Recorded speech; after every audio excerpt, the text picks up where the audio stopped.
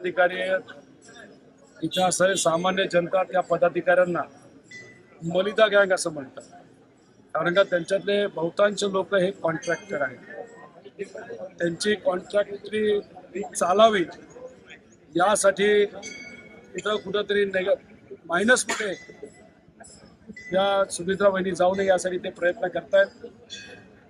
मग ते कार्यकर्त्याला फोन करतात, नोकरीवरनं काढण्याचा तिथं धमकी देतात. एक मिनिट.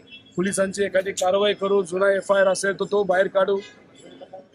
काही PDCची बँकचे पदाधिकारी सुद्धा, कर्मचारी सुद्धा प्रचारामध्ये समाविष्ट करण्यात आलेले आहे. दुर्दैव आहे, शेतकऱ्याची ती बँक आहे.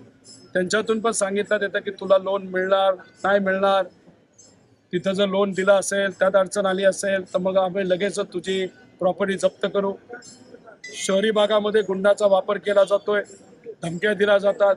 गुंड म्हणतात या इलाक्यात राहायचं असेल तर साहेबांचा प्रचार तुम्ही करू नका. ह्या सगळ्या गोष्टी होत आहेत, हे लोक आम्हाला सांगत आहेत आणि ही गोष्ट कुठेतरी चुकीची आहे. अशी प्रथा बारामती लोकसभा मतदारसंघामध्ये महाराष्ट्रात नव्हती.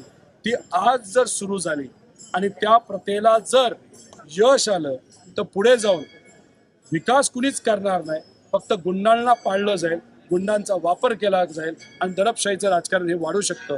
म्हणून हे कार्यकर्ते एकत्रित येऊन सुप्रियाताईला बारामती मतदारसंघातून कमीत कमी 3 लाखांनी निवडून देतील. बारामती लोकसभा मतदारसंघाचा विचार करायचा झालं तर एकीकडे सुप्रियाताई म्हणतात की धमकावलं जातं, एकीकडे तुम्ही म्हणताय धमकावलं जातंय, दुसरीकडे शिवतारे म्हणतायत की धमकावलं जात होतं. आता शिवतारेंनी भूमिका इंदापूरला पण काही नेते बोलतात भाजपच्या, असं ऐकलंय आम्ही. तिकडे पण बोलतायत. दुसरी गोष्ट अशी की नेमकं धमकावतंय कोण, हा पहिला प्रश्न. आणि दुसरा प्रश्न, सुप्रियाताईंच्या विरोधात जो पक्ष आहे, अजितदादा मित्रमंडळाचा जो पक्ष आहे तो, त्यांचे लाभार्थी, तसंच त्यांना साथ देण्यासाठी ठराविक काही BJPची लोक आहे, असे दोघं मिळून सामान्य कार्यकर्त्यांना, इथं असणाऱ्या स्वाभिमानी पदाधिकाऱ्यांना धमकावलं जाते असं आमचं मत आहे.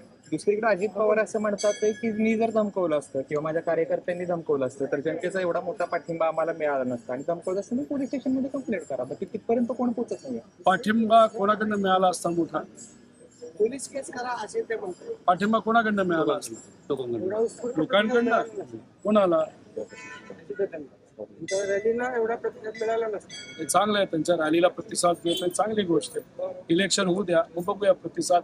लोकशाहीच्या माध्यमातून साहेबांच्या पाठीमागे उभं राहतो का अजितदादांच्या?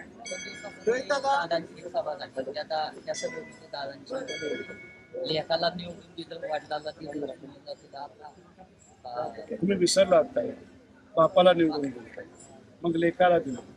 लेकाचा बाप कोण? मग त्या बापाला कुणी सोडलं?